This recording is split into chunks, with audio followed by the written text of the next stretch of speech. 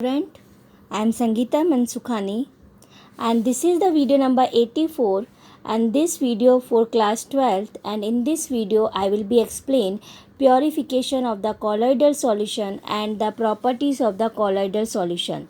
So generally we have to understand purification of the colloidal solution, that is means reducing the amount of the impurities to a requisite minimum is known as purification of the colloidal solution. And colloidal solution purification, here given method dialysis, electrodialysis, and third is ultrafiltration. Then properties of the colloidal solution, given these properties: first colligative properties, second Tyndall effect, third is color, fourth is Brownian moment, and fifth is charge on colloidal particles.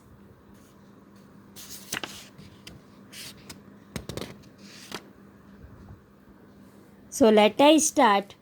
First topic, purification of colloidal solution. So these method we have to start by video. So properly see this video and then again I explain.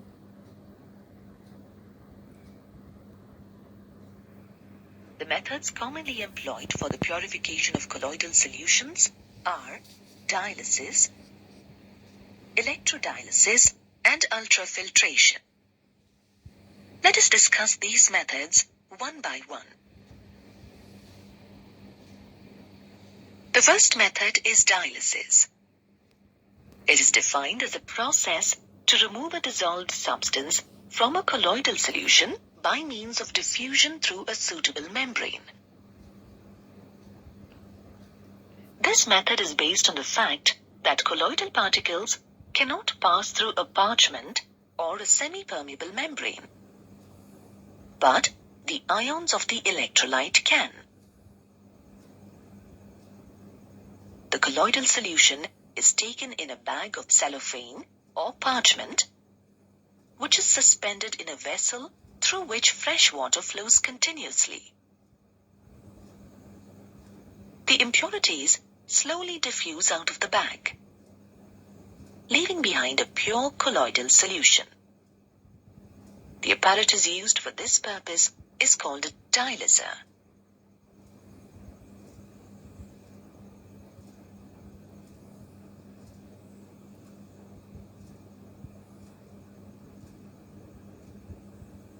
A modified form of dialysis is known as electrodialysis. The ordinary dialysis process is a slow process.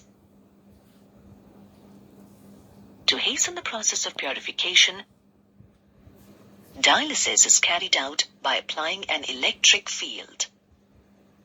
In this process, two electrodes are placed in the water compartment as shown here.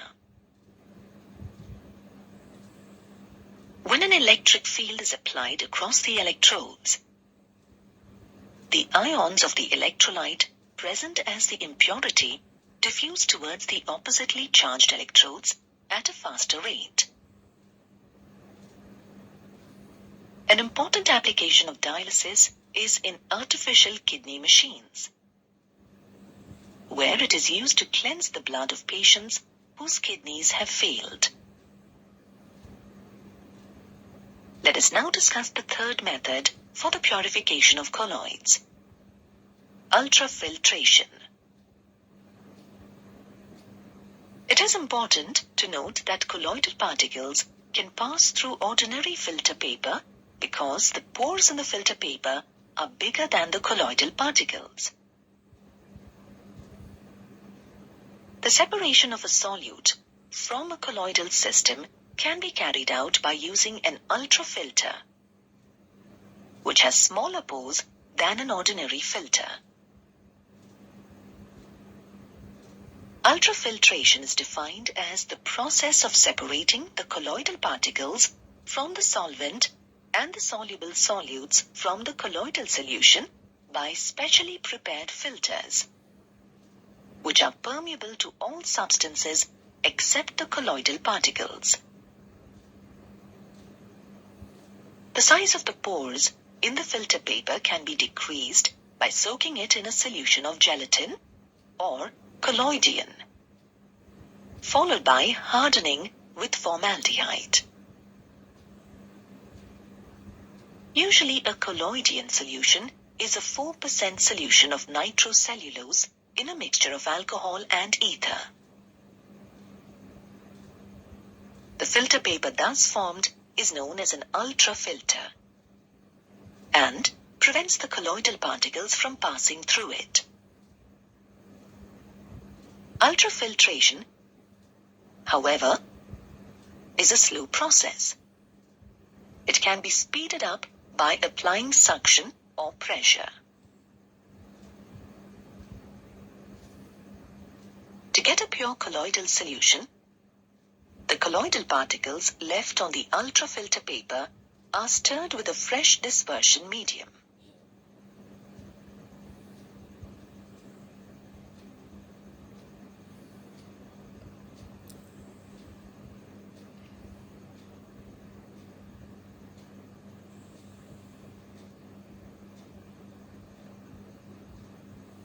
The properties exhibited by colloidal solutions can be classified as colligative properties, optical properties, mechanical properties, and electrical properties.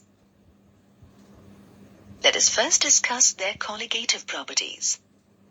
Colloidal solutions exhibit the colligative properties osmotic pressure, elevation in boiling point, depression in freezing point, and relative lowering of vapor pressure, in the same way as true solutions do. However, the magnitudes of these properties for colloidal solutions are much smaller than those obtained for true solutions, and thus it becomes very difficult to measure them accurately. This is because colloidal particles, being bigger aggregates, have very high average molecular masses. Therefore, the number of particles in a colloidal solution is small as compared to that of a true solution. Hence, at a given concentration, the value of any colligative property of a colloidal solution is of a small order as compared to the value shown by a true solution. However, colloids exhibit measurable osmotic pressure, which can be determined with a reasonable degree of accuracy. This property of colloidal solutions is therefore used to determine the average molecular masses of certain colloidal particles, like proteins and other polymers. One property of colloids that distinguishes them from true solutions is the Tyndall effect. When a beam of light passes through a true solution, there is no scattering, and the path of light cannot be traced.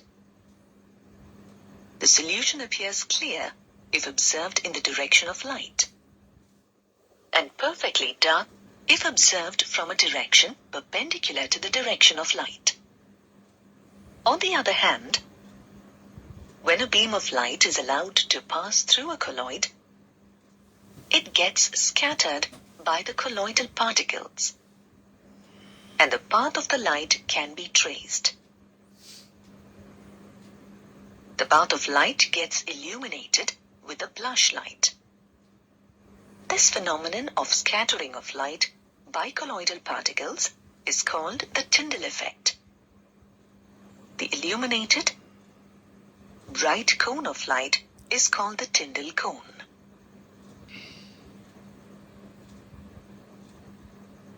Try to recollect that every time you go to a cinema hall, you're able to trace the path of the light beam from the projector.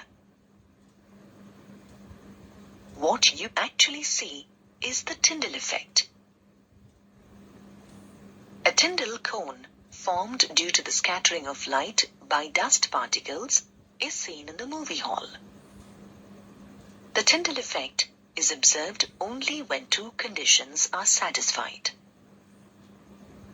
First, the diameter of the particles of the dispersed phase should not be too small than the wavelength of the light used. This implies that this effect is observed when the dimensions of the colloidal particles are comparable to the wavelength of the visible light used. Secondly, the refractive indices of the dispersed phase and the dispersion medium should differ greatly in magnitude. The Tyndall effect was used to devise an instrument known as the ultramicroscope by Zsigmondy in the year 1903.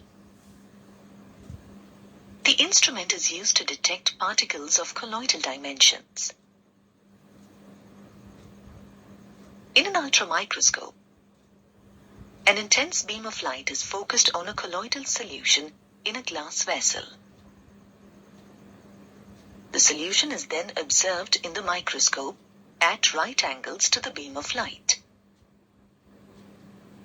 The zone of light scattered by each individual colloidal particle is larger than the particle size. Therefore, a colloidal particle appears as a bright star against a dark background in constant motion when viewed through an ultramicroscope.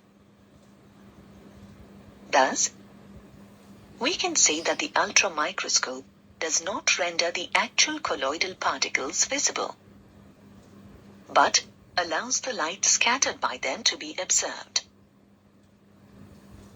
It does not provide any information about the size and shape of the colloidal particles. The Tyndall effect also confirms the heterogeneous nature of colloidal solutions.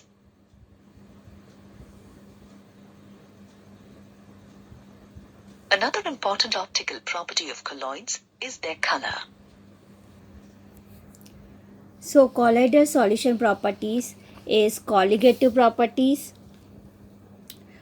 optical properties, Tyndall effect, color, mechanical properties and electrical properties. So today we have to discuss colligative properties, optical properties, Tyndall effect.